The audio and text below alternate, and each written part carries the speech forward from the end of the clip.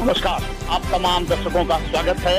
आज झारखंड में त्रिस्तरीय पंचायत चुनाव का पहला चरण का पहला दिन है और यहाँ लगातार देख रहे हैं कि युवा मतदान कर बाहर आए हैं।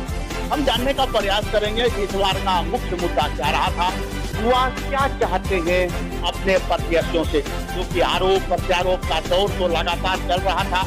हिंदू मुस्लिम ऊंच नीच भेदभाव शिक्षा तमाम वादे किए गए, परंतु युवा क्या चाहते हैं, इनकी क्या मांग है, क्या बेरोजगारी, गांव का विकास इनका मुद्दा रहा था। तमाम चीजों पर हम जानकारी प्राप्त करने का प्रयास करें। कुछ युवा हमारे साथ हैं, ये अभी मतदान लौटे हैं। हम इनसे जानेंगे कि इनके जहन में क्या था मतदान करते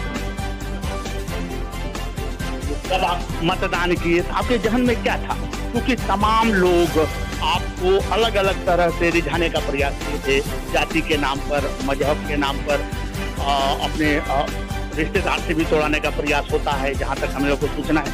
तो जब आप मतदान कर रहे थे तो कौन सा तथ्य आपके जहन में था, क्या सोचकर आपने मतदान किया? देखिए सर, ऐसा है कि जाति पाति से ऊपर उठते हम लोग हर बार, इस बार नहीं, ये स्तरीय पंचायत चुनाव है, हर बार हम लोग जो मूल मुद्दा है उसी को ज़्यादा ध्यान देते हैं और उसी प्रत्याशी को हम लोग चुनते हैं तो इससे विशेष ध्यान दें। कितने दिनों से आप पंचायत चुनाव के लिए मतदान करते रहे? ये मेरा तीसरा है। क्या आप अभी तक पाए कि जो आपका उद्देश्य था, शिक्षा हो, स्वास्थ्य व्यवस्था सुधार हो, ये सोचकर मतदान किए, तो सुधार नजर आया क्या ये तीसरे बार में? नहीं सर, 100% तो नहीं है, लेकिन कुछ सुधार है।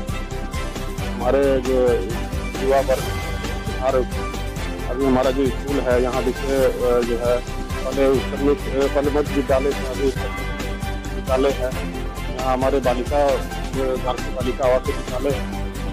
तो ये सब संतुष्ट, यही सोचकर आपने मतदान किया। आपका नाम मोहम्मद अली मंसारी। बहुत बहुत धन्यवाद। हमारे साथ और भी हैं, इन लोगों से भी जानते हैं। आइए तो या सामने आइए जी, आइए। अब प्रश्न आपसे यही रहेगा, इन्होंने कहा कि शिक्षा में सुधार हुआ है, परंतु जहां तक मैं देखा हूँ शिक्षकों की संख्या घट गई है, जो व्यवस्था होना चाहिए वो है नहीं, सरकारी तंत्र परेशान है। क्या आप इस शिक्षा व्यवस्था से संतुष्ट हैं?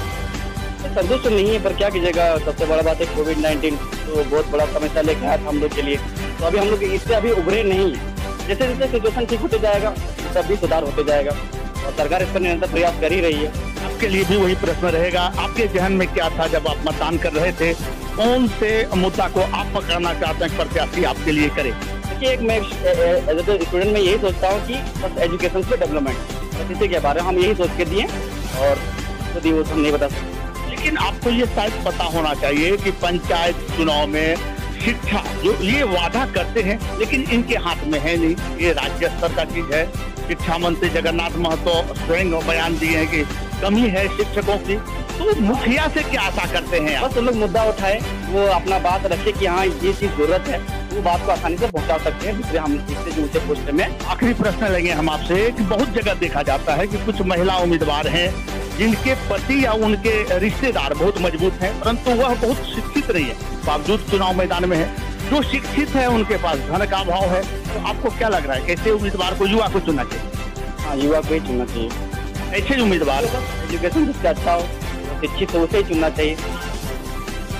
मेरा नाम जहांगीर अंसारी। बहुत धन्यवाद आपका। ये तमाम युवा थे जो मतदान करके लौटे हैं, अपनी बात ये सभी बता रहे थे। शिक्षा, क्योंकि जहां भी आप जाएंगे डेवलपमेंट तभी होगा जब लोग शिक्षित होंगे।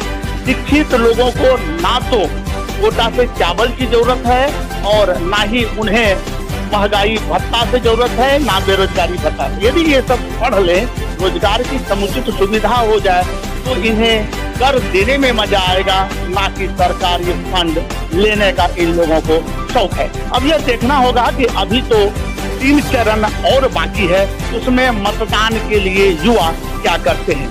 हालांकि जो शिक्षित हैं उनके लिए दरवाजा आज भी खुला है। दूसरी जगह भी चलेंगे और आपको दिखाएंगे क्या सोचते हैं वहाँ के मतदाता। ये है टुंडी, पूर्वी टुंडी, धनबाद का पूर्वी टुंडी प्रखंड, जहाँ के मतदाता से हम बात कर रहे थे और इन लोगों ने अपना बात हमारे साथ साझा किया है।